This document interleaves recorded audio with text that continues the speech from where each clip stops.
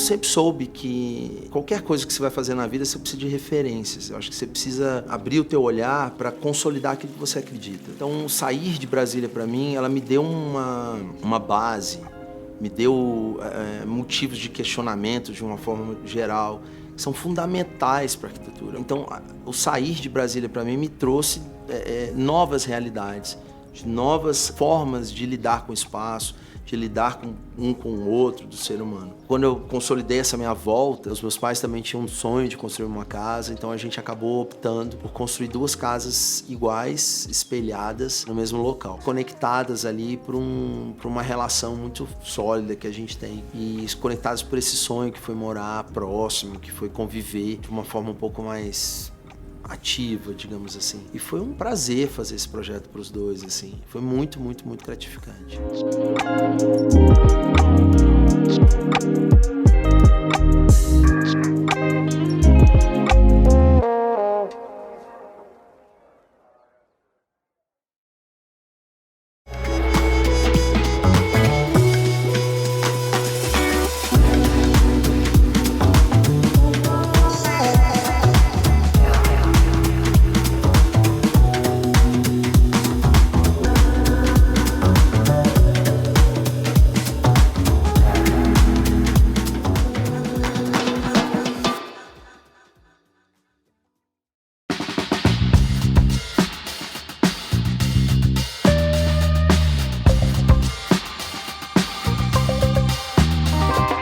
Olha, minha origem na arquitetura é muito engraçado, porque eu não tenho ninguém na minha família que sequer trabalhou com isso ou que tenha qualquer relação com engenharia, arquitetura, obra, de uma forma geral.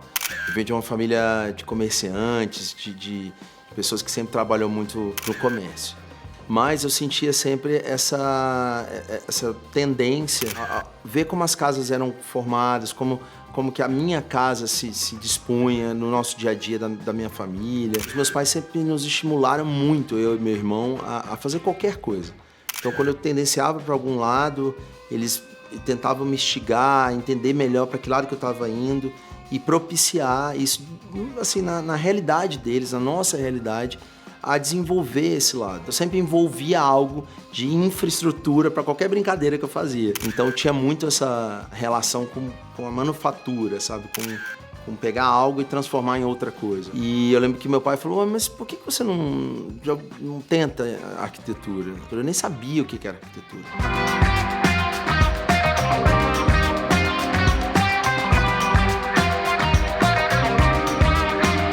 Eu não sabia que a arquitetura tinha essa relação da vida, do dia a dia, do impacto que isso gera na nossa vida, na sociedade, na cidade. Então, quando eu comecei a entender essa amplitude da arquitetura, eu falei, nossa, acho que talvez seja isso que eu quero tentar. Eu sempre tive algum vínculo com arte desde criança, né? Então, eu estudava música. Eu também estudei numa escola que eu tive a oportunidade de fazer curso de fotografia, curso de pintura. Então eu sempre me vi vinculado, né, à arte de alguma maneira. São as 2 profissões que eu sempre quis mexer na minha vida, era arquitetura e música, assim. Eu me lembro que quando eu era moleque, eu passeava, assim, pegava o carro com a minha mãe, ficava rodando pela cidade e vendo umas casas. A gente andava na rua, ficava vendo casas e ficava acompanhando, assim, a gente gostava de umas, aí via umas que estavam sendo construídas, a gente pegava o endereço, né, e depois voltava lá para ver como é que aquela casa estava ficando. Então acho que assim, desde sempre, assim, desde moleque eu tenho esse vínculo assim, com a arte ou com a arquitetura de alguma maneira. Acho que quem faz arquitetura vai concordar comigo, não adianta ter talento se você não tiver oportunidade. E se você tiver oportunidade, não adianta também se você não tiver muito esforço. Eu acho que a arquitetura é uma coisa que é muito mais transpiração do que necessariamente até inspiração. Acho que o talento é a base, mas a gente tem que desenvolver esse talento, moldar esse talento.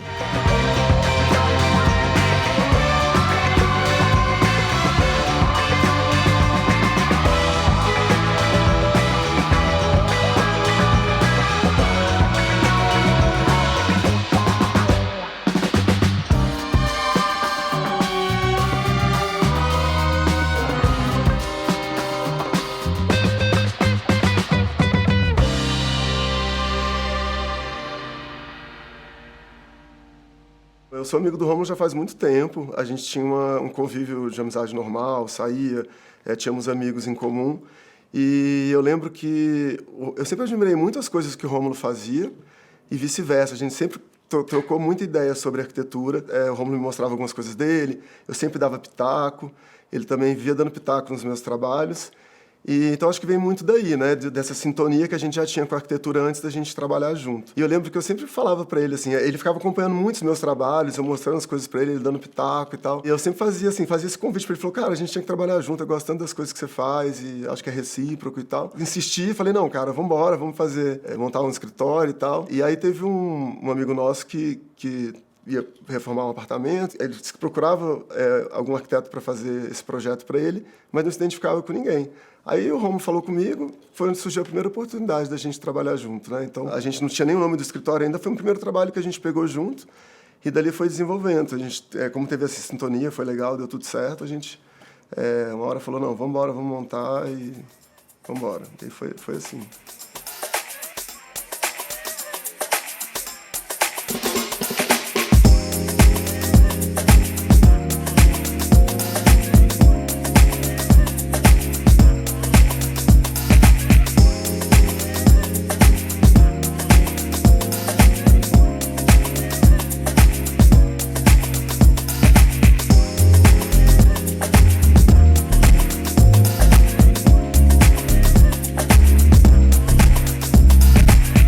A arquitetura te dá a possibilidade de trabalhar em vários segmentos hoje, né? E eu não sabia qual que pra mim seria o que eu ia gostar mais. Foi quando eu resolvi morar fora pra estudar a primeira vez. E aí na volta eu falei, tá, e agora? O que eu vou fazer? E surgiu essa oportunidade de ir pro Rio de Janeiro trabalhar numa construtora. E eu jamais me vi trabalhando numa construtora. Acho que foi uma coisa assim muito... Sabe, eu te confesso que eu fui muito pela possibilidade de consolidar uma carreira. É difícil seguir uma carreira sólida na arquitetura. Trabalhar numa empresa de engenharia já tinha aquilo tudo muito certinho, muito organizado. Então eu fui e eu acabei fazendo um caminho inverso, né? Eu acabei trazendo essa experiência hoje pro escritório, pro Estúdio Rock.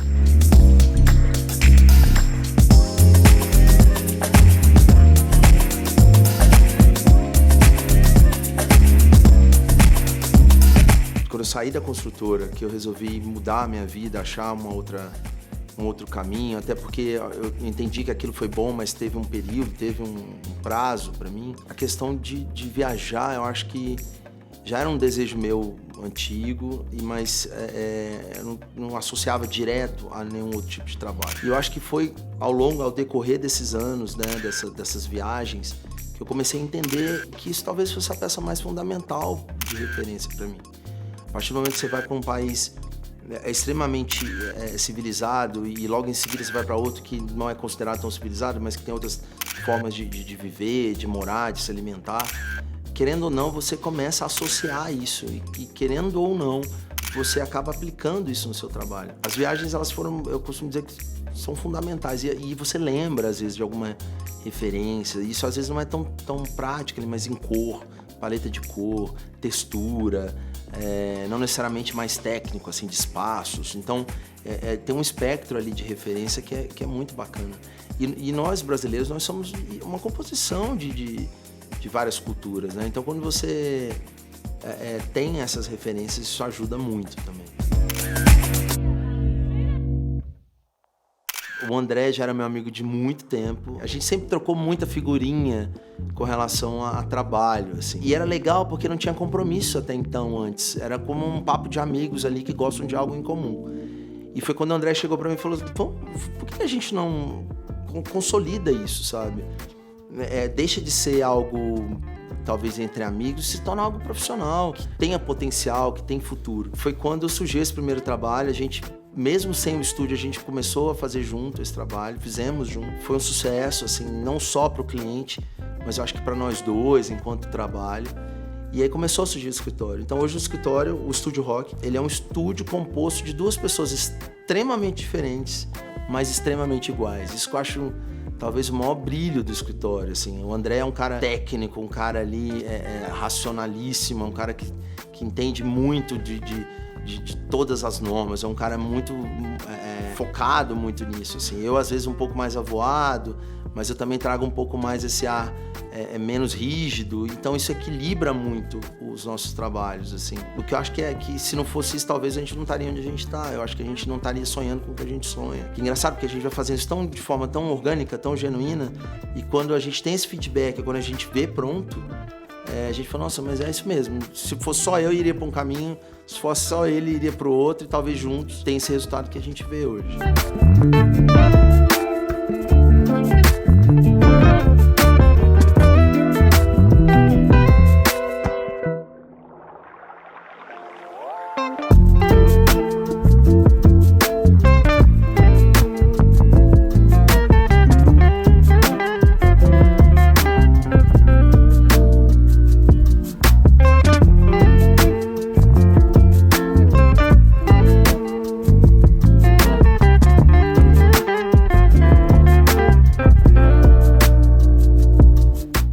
Quando a gente começou a trabalhar junto, a gente conversava muito assim, qual que era o nosso objetivo, qual que eram os estilos que a gente ia seguir, como é que a gente ia trabalhar.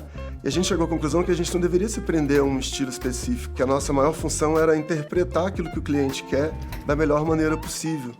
Então, eu acho que isso resume bem o nosso trabalho. A gente vê o que o cliente quer, a gente é muito mais uma ferramenta do cliente do que, de fato, qualquer outra coisa. Nós temos funções relativamente diferentes no escritório. Eu sou muito mais responsável pela parte de gestão de projeto, o Rômulo é mais comercial, financeiro, mas o que a gente desenvolve junto é toda a parte da concepção do projeto mesmo, a criação, esse estudo preliminar mesmo, o conceito da história, a gente sempre desenvolve junto. É impressionante como, às vezes, um está numa linha de raciocínio e às vezes fica faltando alguma coisa ali e o outro vem e complementa. Eu até costumo contar uma história, uma vez que eu estava fazendo um layout de uma casa de praia que a gente estava fazendo, e a casa estava toda assim alinhada, a planta estava boa, estava tudo certinho, assim, tudo funcionava bem, mas eu achava que faltava um tchan ali para a história e fiquei pensando naquilo, dormia pensando naquilo, e aí depois o Romulo chegou e falou assim, cara, por que a gente não abre um rasgo aqui nessa cobertura e tal? Aí eu falei, cara, é isso. Então, assim, segundos ele conseguiu trazer um complemento ali para aquele trabalho, o trabalho ficou incrível. E era uma coisa que eu já tinha ficado ali remoendo por muito tempo, então eu acho que a gente tem essa sintonia de trabalho, sabe? Às vezes o que falta num pensamento ali de um, o outro vem e complementa. O processo criativo do Estúdio Rock, ele é um processo muito livre, assim. Eu acho que é uma coisa que a gente luta muito dentro do escritório e alimenta essa liberdade que a gente tem todo dia que a gente chega lá. Eu acho que isso, para o arquiteto, isso é talvez um dos maiores prêmios que a gente pode ter. É uma profissão muito sofrida ali, muito difícil dela girar, sabe? Então acaba que a gente vai para uma zona de conforto, ou que o mercado impõe, ou que o cliente exige. Então é natural que você vá se moldando e entrando numa caixinha todos os dias. Então esse processo nosso criativo é justamente todo dia abrir cada caixinha que tentam colocar na gente. Então a gente tem projetos de todas as espécies, todos os tamanhos, no Brasil, fora do Brasil. Então essa liberdade de criar e de propor algo que a gente acredita, baseado em tudo que vem atrás disso, né? Não é só propor algo diferente. Propor algo que vai durar, propor algo que é execuível, algo que vai gerar impacto no entorno da cidade, algo que vai gerar impacto no cliente. Então isso é muito bom, talvez essa seja a maior razão da gente estar onde está. Feliz, fazendo o que a gente ama e transparecendo isso para o papel e depois, né, para o materializado, digamos assim.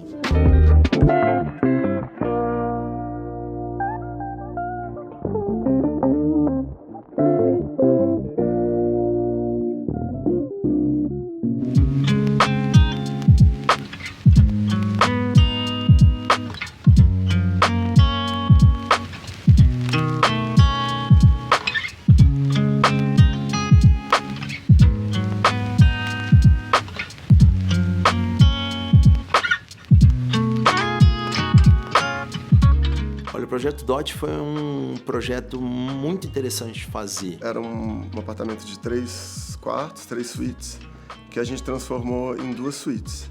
É uma cobertura linear, então tinha um espaço também que tinha churrasqueira, e esse espaço da piscina que era essa área descoberta. A nossa ideia foi integrar todos os espaços. A gente não usa portas, a gente tenta usar painéis, onde eles fechados, eles delimitam alguns espaços, abertos já se tornam outros, os espaços se mudam, se transformam. E integramos essa parte da sala com a churrasqueira e transformamos num espaço só.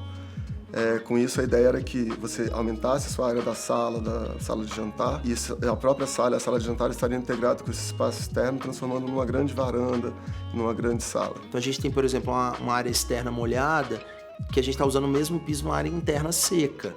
Então, qual a escolha que a gente faz para que lá, na área externa, ele fique seguro da mesma forma que dentro? Então tinha que ser um material que fosse possível de usar em área externa, área interna, lavanderia.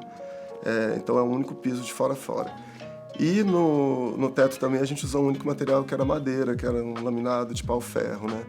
E essa mesma madeira a gente usou para as estantes, para todos os armários da casa. E a gente tentou minimizar o maior número de materiais. Então a gente tem o granito preto, escovado, São Gabriel, a gente tem o concreto e madeira. Então com esses 3 elementos, a gente começou a brincar onde usar o mesmo elemento com outra forma ou com outra função, mas sempre mantendo as características dele. Então, para também aumentar essa sensação de integração entre os espaços, a gente criou um estande que vai da entrada do apartamento até o final. Esses detalhes que fazem a diferença, que dão o brilho dessa história. Então você tem uma unidade visual no apartamento, tanto no teto quanto no piso, o que traz essa impressão do mesmo ambiente. E quando a gente vai fechando esses painéis, esses ambientes vão se transformando.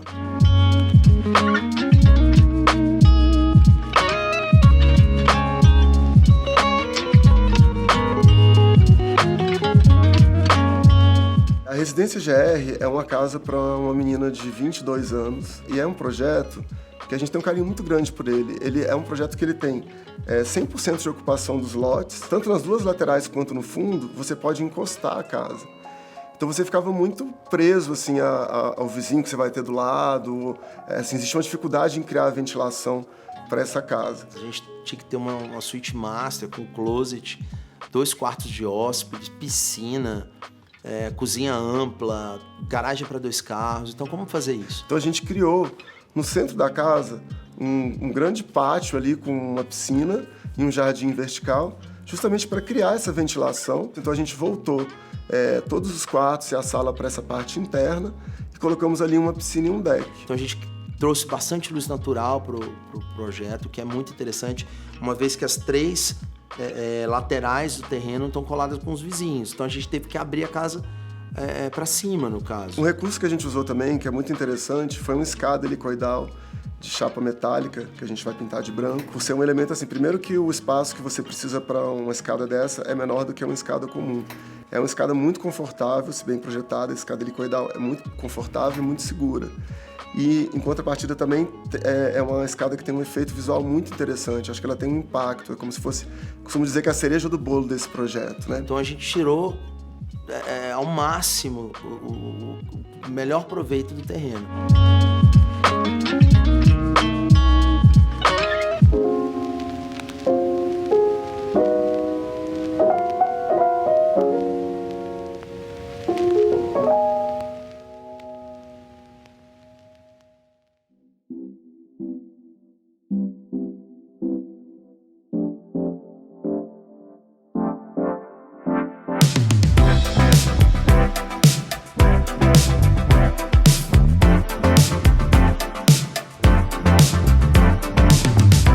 O estúdio rock ele tem uma responsabilidade com o cliente muito grande. Você imagina que quando um cliente, uma família, seja ela de qual espécie for, qual formação ela seja, num escritório de arquitetura, ele traz ali com ele uma bagagem emocional muito grande, ele traz uma bagagem de vida. Normalmente uma casa é um projeto de uma vida inteira de uma pessoa. É o projeto de dinheiro, de economia, de sonho. Então a gente lida muito com sonho, a gente lida muito com desejo. Então existe uma responsabilidade com o cliente. Olhar para o cliente, se conectar com o cliente, entender o cliente. Não adianta eu fazer o estúdio rock fazer algo que é lindo, que é maravilhoso, mas que você não vai conseguir executar. Ou que você não vai ter dinheiro para executar, ou que aquilo não condiz com a tua realidade, seja mais ou seja quem. Então é interessante que o cliente ele esteja presente ali. Porque na hora que a gente virar as costas, quem vai fechar a porta de casa e dormir lá é o cliente. Então ele é voz ativa, ele é o reflexo de tudo que a gente passa dias e noites ali projetando.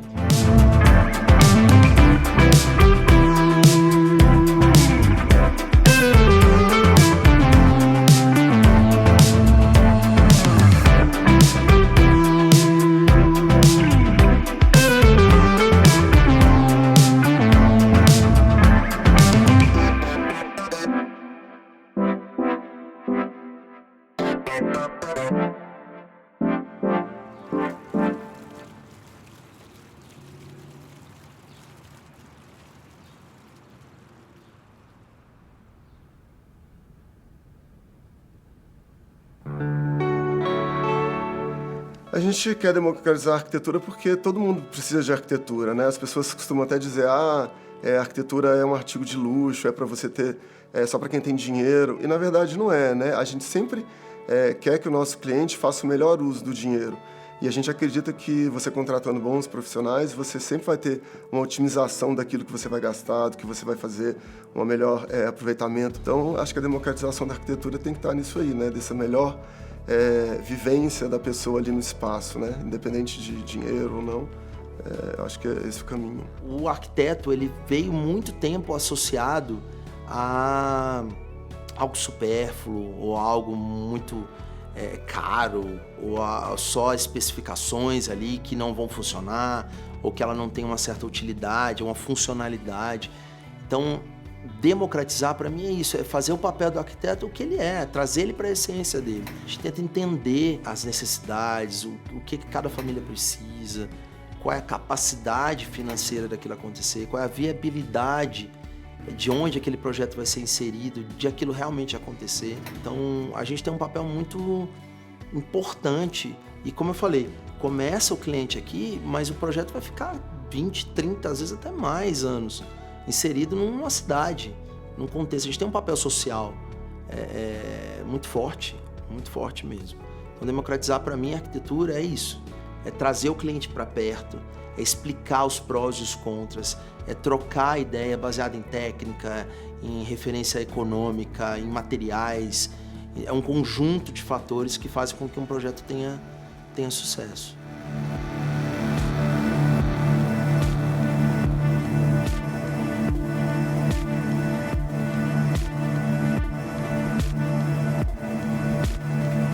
A Comuna Ecobarbearia, né, ela tem um conceito de usar materiais que sejam ecologicamente corretos e também materiais que não são testados em animais. Primeiro, o que era uma ecobarbearia?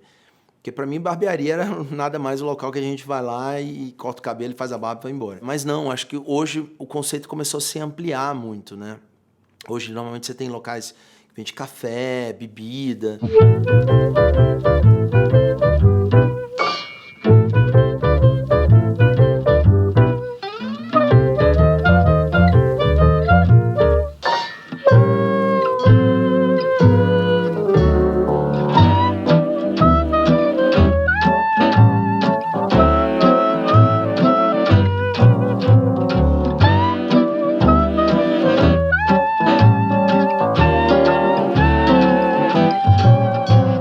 Então, quando a gente foi convidado para fazer esse projeto, a gente trouxe esse conceito também para os materiais que a gente ia usar no local. Como trazer isso para a arquitetura? Então, lá são 2 salas comerciais que a gente resolveu tentar usar o máximo do ponto. Então, a gente optou por tirar o gesso da sala toda e deixar aparente o que tinha. Então, existe um conceito japonês, que é o wabi-sabi, que é valorizar o imperfeito. Então, a gente começou a brincar com o perfeito e o imperfeito. Então, o imperfeito, o que era? Aquele teto que estava com tubulação já aparente, vamos assumir uma eletrocalha. Então, aonde que a gente vai trazer o perfeito? Então, a gente optou por um revestimento simples, que é uma cerâmica de 15 por 15, que é extremamente polida, com a forma totalmente, né, ali simétrica. Então, a gente usou ela ao máximo que dava, tanto nos balcões, nas paredes, no banheiro, contrastando com a imperfeição do teto. E entramos com bastante planta, com bastante vegetação para humanizar esse espaço que, teoricamente, é tudo para ficar um espaço frio, né?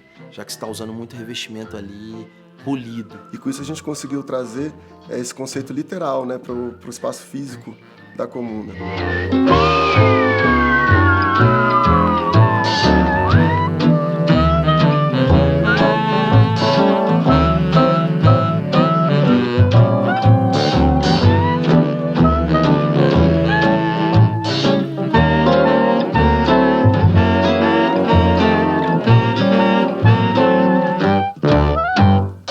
Essencialmente, é comum os escritórios nomearem, né, os projetos de uma forma até prática para organizar isso dentro do escritório, mas eu acho que isso tomou um papel no estúdio rock, às vezes até um pouco além, porque existe tanto amor depositado, tanta atenção, tanto carinho em cada projeto e essa conexão que a gente acaba gerando com cada cliente, que isso se tornou quase que essencial para todos os projetos. Então a gente nomeia eles, a gente só trata pelo nome, e quando a gente entrega aquilo dali é complicado, sabe? Assim, existe uma entrega com o coração meio apertado, parece que é um filho que a gente está entregando ali, deixando a porta da escola pela primeira vez, sabe?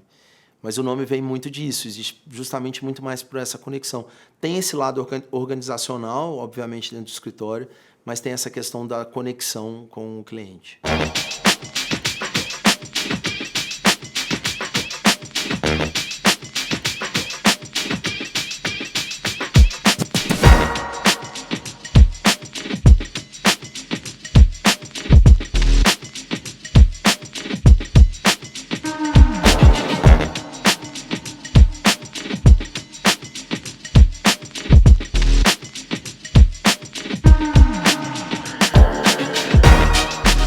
Brasília, ela tem um papel fundamental no nosso dia a dia. Essa coisa do modernismo, né? Ele tem essa associação com a liberdade. O pilotis, o fluxo livre. Eu acho que isso, querendo ou não, está direto ou indiretamente ligado no nosso trabalho. O fato de se permitir fazer uma casa inteira de madeira e, ao mesmo tempo, fazer uma casa inteiramente concreto e sem estar preocupado no que isso pode impactar no cliente que vai chegar pra gente. A liberdade, eu acho que talvez seja o maior base pra gente. Brasília, eu acho que ela, querendo ou não, do caminho de casa ao trabalho, a gente tá com esse exemplo ali diário.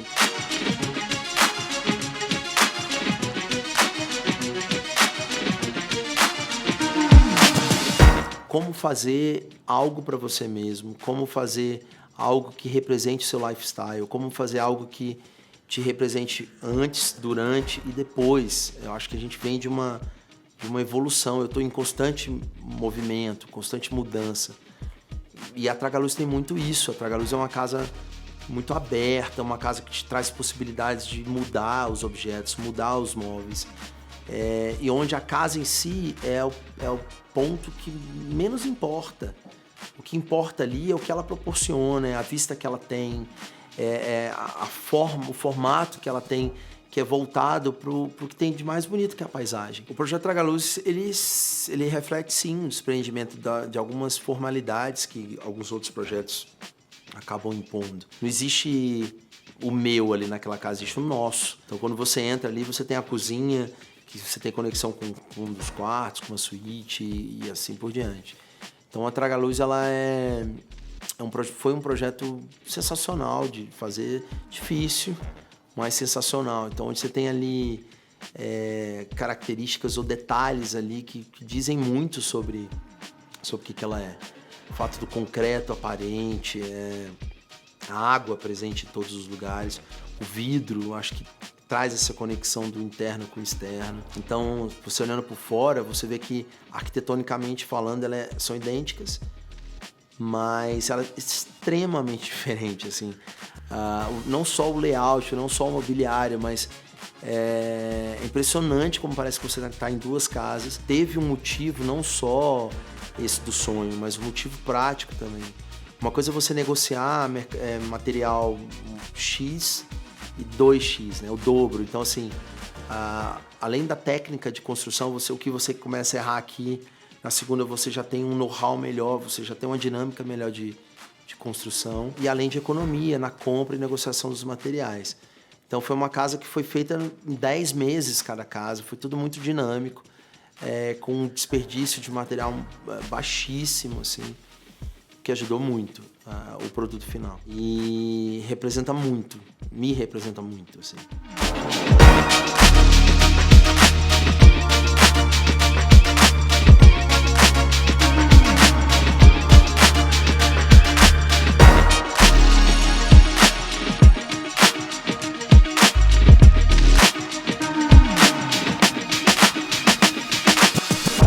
Hoje, para mim, eu tenho cada vez mais consciência de que sentir realizado é sentir em paz com o que você faz hoje no dia. E responsabilidade com aquilo que você faz hoje vai gerar e impactar outra pessoa. Quando a gente fala de arquitetura, isso é talvez mais sério ainda. Pelo fato de que a gente está materializando um sonho de alguém e fazendo com que aquilo perdure durante muito tempo. Então eu me sinto muito realizado quando eu chego no final do dia, eu sei que eu fiz um bom trabalho, que eu tive um feedback das pessoas que estão ao meu redor, de que a gente está no caminho certo, de que a gente está fazendo o que a gente está se propondo para fazer mesmo da melhor forma possível.